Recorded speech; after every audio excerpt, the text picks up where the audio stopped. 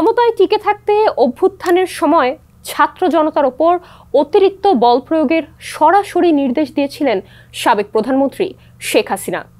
নির্দেশনা পেয়ে আন্দোলন ঠেকাতে অতিরিক্ত বল প্রয়োগে উঠে পড়ে লাগে নিরাপত্তা বাহিনীগুলো, এমন তথ্য উঠে এসেছে জাতিসংঘের তথ্যানুসন্ধান দলের প্রতিবেদনে। দর্শক, সমকাল সংবাদ পর্যালোচনার আজকের পর্বে আপনাদের স্বাগতম। শেখ হাসিনার নির্দেশেই নির্বিচারে গুলি শিরোনামে সমকাল পত্রিকায় আজ একটি প্রতিবেদন ছাপা হয়েছে। এ বিষয়ে বিস্তারিত জানাবেন সমকাল সংবাদ পর্যালোচনার আজকের অতিথি, সমকালের বিশেষ প্রতিনিধি তাসনিম মহসিন, আর সঙ্গে আছি আমি নুসরাত জাহান। মহসিন, সমকাল সংবাদ পর্যালোচনার আজকের আয়োজনে আপনাকে স্বাগত। আপনাকে ধন্যবাদ। কেমন আছেন? জি, ভালো।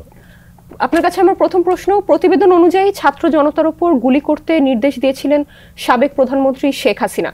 এ বিষয়ে বিস্তারিত জানতে চাই। প্রথম কথা হচ্ছে গিয়ে প্রতিবেদনে জাতিসংঘ ওই বিষয়গুলো তুলে ধরেছে মূলত 1 জুলাই থেকে 15ই আগস্ট পর্যন্ত। এই সময়টাতে আপনার ছাত্র জনতার আন্দোলনকে কেন্দ্র করে যেই ধরনের মানবাধিকারগুলো লঙ্ঘন হয়েছে, প্লাস হচ্ছে গিয়ে আপনার 5 আগস্ট পরবর্তী যে মানবাধিকারগুলো লঙ্ঘন হয়েছে যাবতীয় সব কিছু তুলে ধরেছে। তো বিষয় হচ্ছে কি যে এই যে পরিস্থিতি, সেই পরিস্থিতিটার আসলে উদ্ভবটা আসলে কী কারণে হলো। দীর্ঘদিন 15 বছর ধরে বাংলাদেশের মানুষ আসলে সাপ্রেসড অবস্থায় ছিল, একটা চাপের মধ্যে ছিল। সে তার পলিটিক্যাল রাইটস, কালচারাল রাইটস, কোনো ধরনের রাইটস আসলে এক্সারসাইজ করতে পারছিল না। যার ফলে হয়েছে কি, আর পাশাপাশি একটা ইকোনমিক কনস্ট্রেইন সিচুয়েশন বা অর্থনৈতিক চাপ যেটা ছিল, যেটি মূলত মানুষের মধ্যে হচ্ছে গিয়ে ইকোনমিক ডিসপ্যারিটি, যেটাকে আমরা বলি যে অর্থনৈতিক বৈষম্যটাকে বাড়ায় দেয়। সো ফলে যখন আসলে মানুষ না বিশ্বাস হয়ে যায় এবং প্লাস গভর্নমেন্টও হচ্ছে গিয়ে আপনার হচ্ছে গিয়ে খুব বল প্রয়োগের মধ্যে থাকে, সেইখান থেকেই মূলত এই পরিস্থিতিটার উদ্ভব হয়েছে। এবং সমস্যা হচ্ছে গিয়ে তৎকালীন যে সরকার, সাবেক যে সরকারটি ছিল, তারা আসলে সেটি অনুধাবন করতে ব্যর্থ হয়েছিল। ব্যর্থ হওয়ার ফলে তারা চেষ্টা করেছে যে by hook or by crook, যে কোনো উপায়ে তারা হচ্ছে গিয়ে ক্ষমতায় টিকে থাকতে। তো ক্ষমতায় টিকে থাকতে তারা হচ্ছে গিয়ে প্রথমে তো ছাত্রলীগকে নামালো।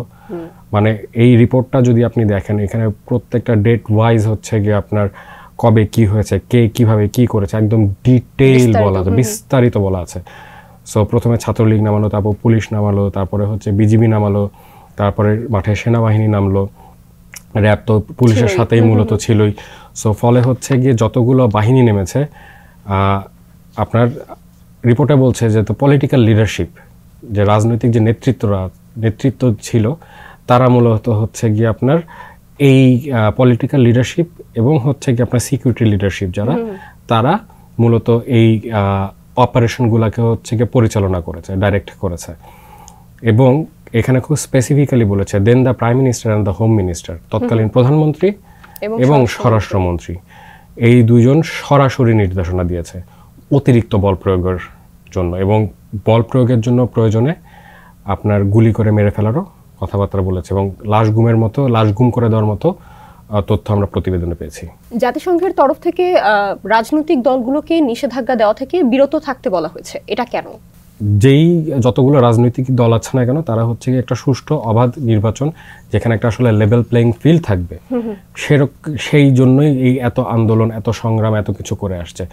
এবং রাজনৈতিক দলগুলোর একটা প্রচেষ্টা থাকে, যে দলই ক্ষমতায় থাকে না কেন, তার প্রচেষ্টা থাকে তার ক্ষমতাকে আসলে দীর্ঘায়িত করা, ক্ষমতার টার্মটাকে লঙ্গার করা।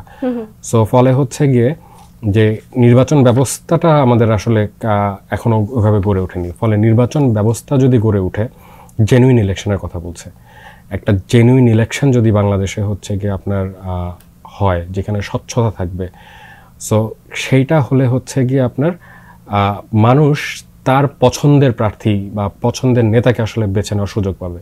তো সেই ক্ষেত্রে লেট দ্য পিপল ডিসাইড, তাদের কথা হচ্ছে গিয়ে মানুষকে বলতে দাও তারা কাকে আসলে চুজ করবে আর কাকে আসলে ফেলে দিবে। এখন কোনো রাজনৈতিক দল যদি নিজেকে সংশোধন করে, সে আসলে তার পূর্বের যে কর্মকাণ্ড আছে সেটাকে যদি সংশোধন করে, সে যদি মানুষের সামনে নিজেকে প্রেজেন্ট করতে পারে, মানুষ যদি তাকে ভোট দেয়, তাহলে তো আসলে কোনো প্রবলেম নেই। কিন্তু কথা হচ্ছে কি, এই ডিসিশনটাও ওই এক্সিকিউটিভ অর্ডারের মাধ্যমে না করে, নির্বাহী আদেশের মাধ্যমে না করে, এটা মানুষের হাতে ছেড়ে দিতে বলেছে।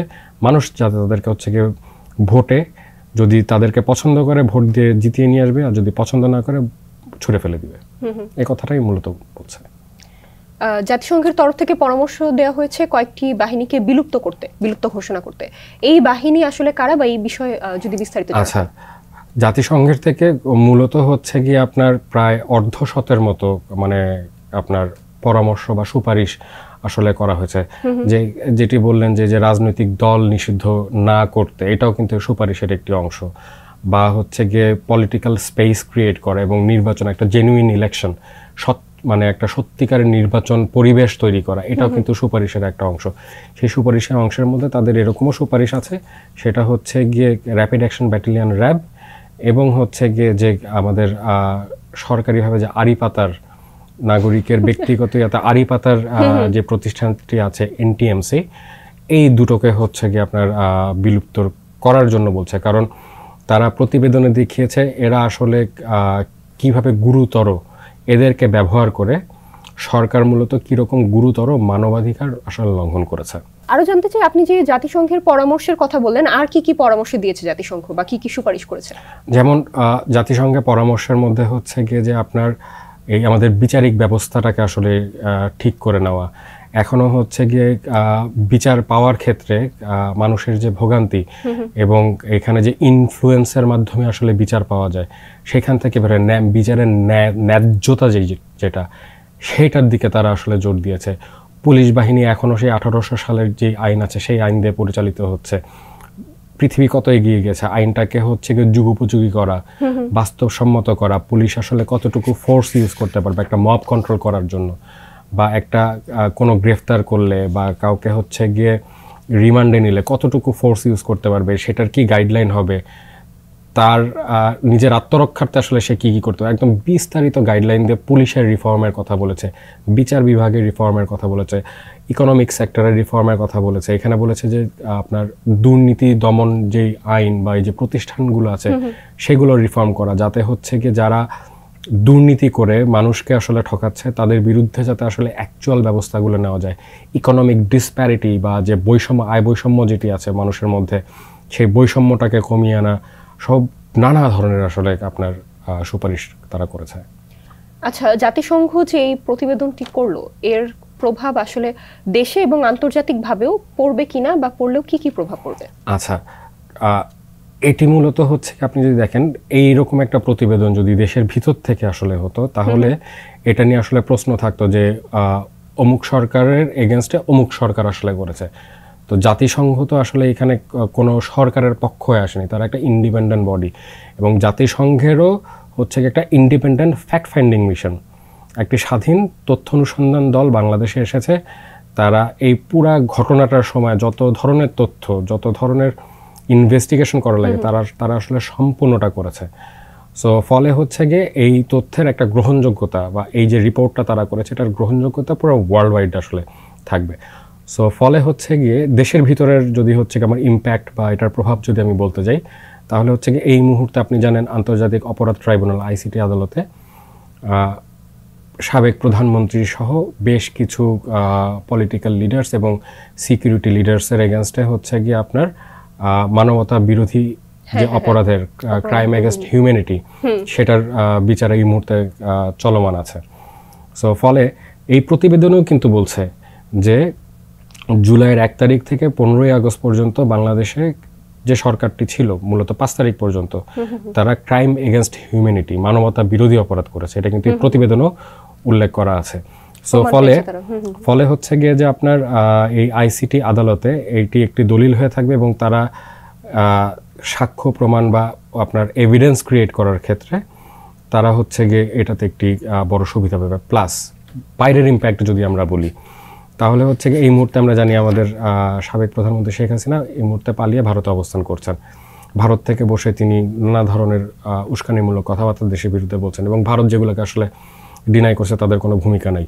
সো এই ক্ষেত্রে ওয়ার্ল্ডের অন্যান্য দেশ থেকে শুরু করে সবাই তখন ভারতকে বলতে পারবে যে দেখো তুমি এমন একজনকে হচ্ছে গিয়ে আশ্রয় দিয়েছো যে হচ্ছে গিয়ে মানবতা বিরোধী অপরাধ করেছে। সো ফলে ভারত একটি চাপে থাকবে এবং হয়তো শেখ হাসিনাকে এক্সপারডাইট করা বা হচ্ছে তাকে আবার দেশে ফিরে নিয়ে আসা, সেই জিনিসটি আসলে সহজ হবে। মহসিন, আপনার কাছে আমার শেষ প্রশ্ন, প্রতিবেদন অনুযায়ী বাংলাদেশের মানবাধিকার পরিস্থিতি এখন কি? আচ্ছা, তারা যখন আসলে প্রতিবেদন যারা মানে এটা যারা তৈরি করেছে, তথ্য অনুসন্ধান দল, তারা যখন বাংলাদেশে এসেছিল, তো তখন হচ্ছে গিয়ে এই জুলাই আগস্টে যে মানবাধিকার লঙ্ঘন হয়েছে, এটার যে হচ্ছে গিয়ে বিচারিক প্রক্রিয়ায় নিয়ে যাওয়া হয়েছে, যে মামলাগুলো হয়েছে, সেগুলো আসলে তারা পর্যালোচনা করেছিল। সেখানে তারা পর্যালোচনা করে দেখেছে যে ওই আগের মতো পূর্বে যেরকম হচ্ছে অজ্ঞাতনামা আসামি আসলে করা হতো, ঠিক এখনো হচ্ছে গিয়ে সেরকম অজ্ঞাতনামা আসামি, মানুষকে হয়রানির আসলে সুযোগটা আসলে থেকে যাচ্ছে। পুলিশ এখনো আসলে নির্যাতন করছে, বিচারিক প্রক্রিয়া নিয়ে এখনো তাদের হচ্ছে গিয়ে নানা ধরনের কোয়েশ্চেন আছে। সো ওই আমাদের আজকে ওই প্রতিবেদন এটি কিন্তু ছাপা হয়েছে, সেটা হচ্ছে গিয়ে যে মানে সরকার বদল হলেও মানবাধিকার পরিস্থিতির বা মানবাধিকার লঙ্ঘনের যে কালচারটা বা কালচার অফ রিভেঞ্জ, সেটা আসলে পরিবর্তন হয়নি বাংলাদেশে এখনো। মহসিন, আপনাকে অনেক ধন্যবাদ আজকের আয়োজনে আমাদের সঙ্গে থাকার জন্য। আপনাকেও ধন্যবাদ। দর্শক, আপনাদেরও ধন্যবাদ এতক্ষণ আমাদের সঙ্গে থাকার জন্য। দেশ বিদেশের সকল সংবাদ সবশেষ সবার আগে জানতে ভিজিট করুন www.সমকাল.com। ভালো থাকুন, সুস্থ থাকুন, সমকালের সঙ্গেই থাকুন।